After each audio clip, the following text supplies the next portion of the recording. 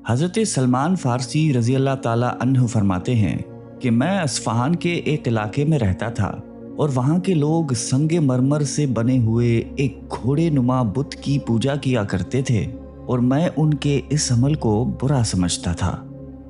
फिर किसी ने मुझे बताया कि तुम जिस दीन की तलाश में हो उसके पैरोकार तो मगरिब में पाए जाते हैं। चुनाचा मैंने सामान्य सफ़र किया और मगरिब की तरफ चल दिया। एक शहर में जा पहुंचा और वहां के लोगों से पूछा कि यहाँ सबसे बड़ा आलिम कौन है।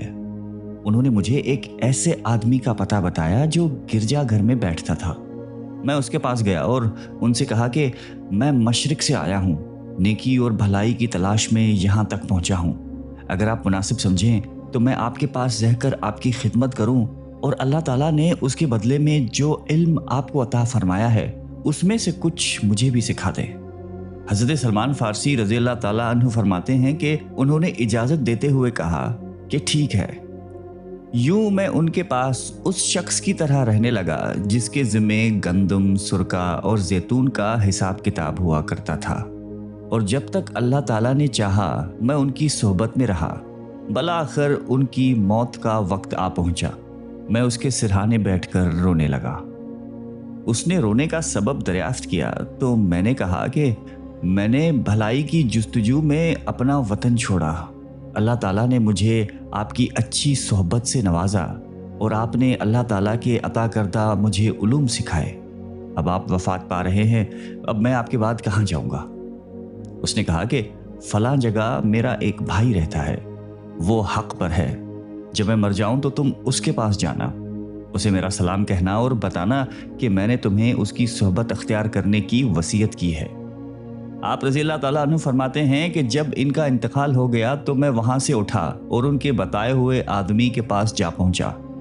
वहाँ पहुँचकर उन्हें बताया कि आपके फलां भाई ने आपको सलाम भेजे हैं। उन्होंने सलाम का जवाब देकर फिर पूछा कि उन्हें क्या हुआ। मैंने कहा कि उनका इंतकाल हो चुका है। फिर मैंने उससे अपना सारा किस्सा सुनाया। उन्होंने मुझे आपकी सोहबत में रहने की वसीयत की है।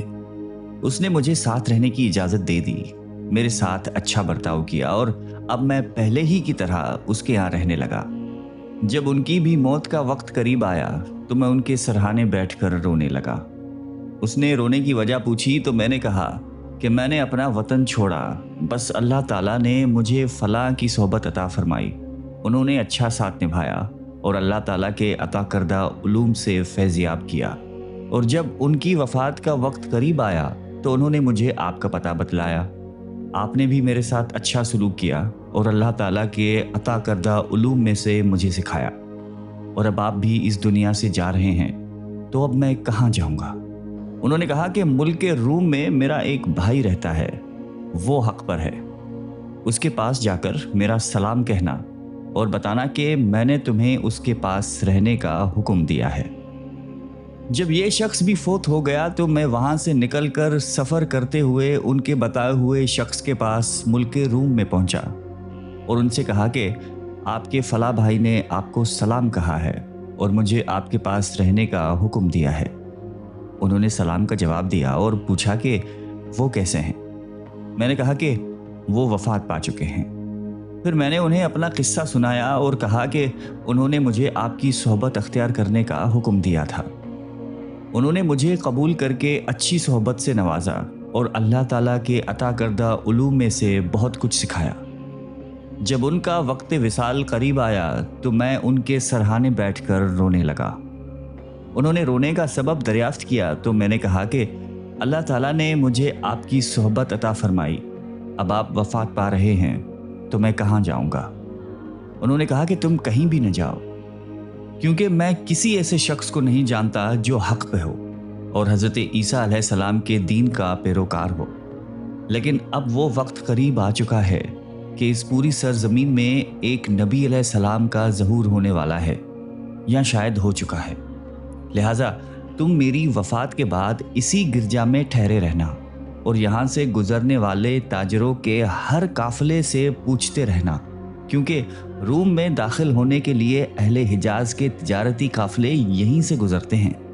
लिहाजा जब हिजाज के ताजरों का कोई काफ़िला रूम में आए तो उनसे पूछना कि کیا تمہارے یہاں کسی نے نبوت کا دعویٰ کیا ہے؟ جب تجھے کسی شخص کے بارے میں بتا دیا جائے کہ اس نے نبوت کا دعویٰ کیا ہے تو تم ان کے پاس چلے جانا، کیونکہ یہ وہی ہوں گے جن کی بشارت حضرت سیدنا عیسیٰ علیہ السلام نے دی ہے، اور ان کی نشانی یہ ہے کہ ان کے دونوں کاندھوں کے درمیان مہر نبوت درخشاں ہوگی۔ وہ ہدیہ تناول فرمائیں گے لیکن صدقہ قبول نہیں کریں گے۔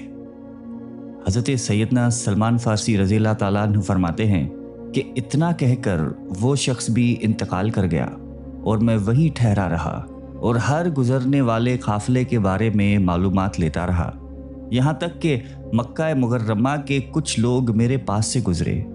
میں نے ان سے ان کا وطن پوچھا تو انہوں نے بتایا کہ ہم حجاز سے آ رہے ہیں۔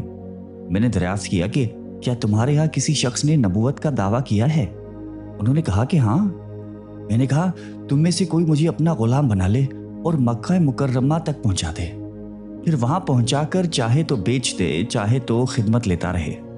چنانچہ ان میں سے ایک شخص نے مجھے اپنا غلام بنا لیا اور سواری پر جگہ بھی دے دی۔ مکہ مکرمہ پہنچ کر اس نے مجھے 2 حبشیوں کے ساتھ ایک باغ میں کام پہ لگا دیا۔ ایک دن میں باغ سے نکل کر مکہ مکرمہ میں گھوم رہا تھا کہ اپنے علاقے کی ایک عورت سے میری ملاقات ہوئی۔ میں نے کچھ دیر اس سے گفتگو کی تو اس نے مجھے بتایا کہ اس کے آقا اور گھر والے سب نے اسلام قبول کر لیا ہے۔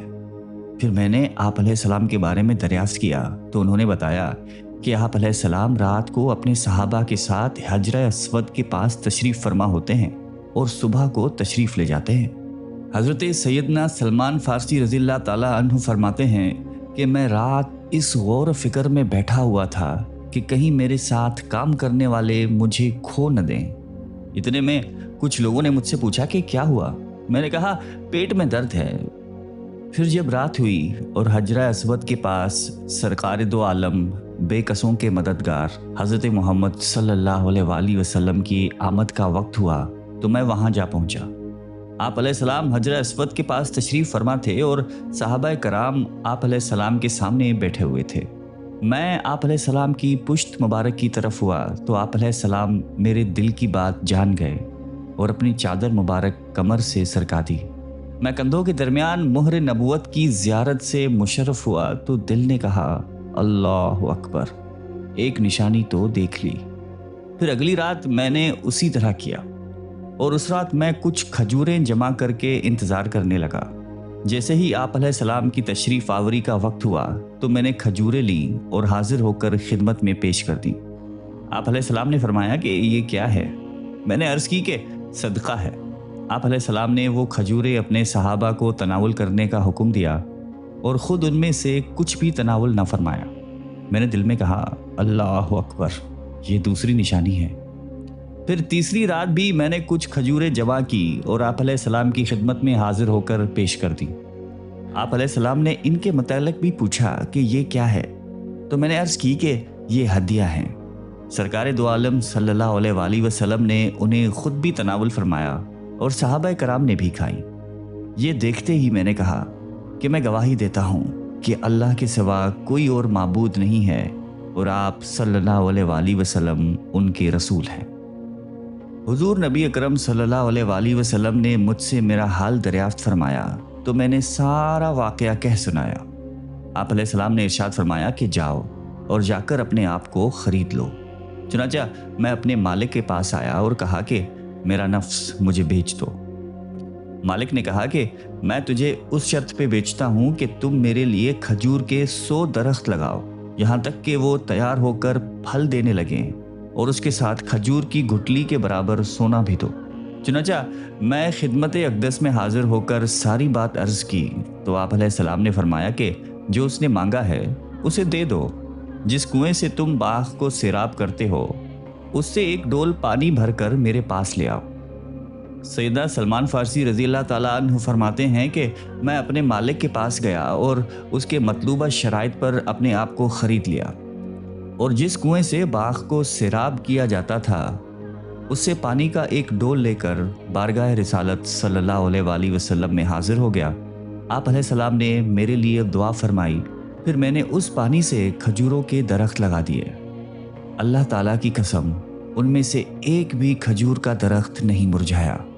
जब उसका फल जाहिर हो गया तो मैंने बारगाह रिसालत सल्लल्लाहु अलैहि वसल्लम में हाजिर होकर अर्ज की कि फल पककर तैयार हो चुका है। आप अलैहिस्सलाम ने खजूर की गुठली के बराबर सोना मंगवाया और मुझे अता फरमाया। मैं वो सोना लेकर एक आदमी के पास गया और तराजू के एक पलड़े पे सोना और दूसरे में खजूर की गुठली रख दी। अल्लाह की कसम, सोने वाला पलड़ा जमीन से ना उठा। फिर मैं बारगाह नबुवत में हाजिर हुआ तो आप अलैहिस्सलाम ने इरशाद फरमाया, अगर तुम इतने इतने वजन की भी शर्त मान लेते तो सोने का ये टुकड़ा उससे भी भारी होता। आप रज़ी अल्लाह ताला अन्हु फरमाते हैं कि उसके बाद मैं हुजूर नबी अकरम सल्लल्लाहु अलैहि वसल्लम की खिदमत अक़दस में हाजिर हो गया और हर वक्त आप अलैहिस्सलाम की खिदमत करता रहा। अल्लाह ताला हमें क़ल्ब सलीम अता फरमाए और कुरान और हदीस पे चलने की तौफीक अता फरमाए। आमीन।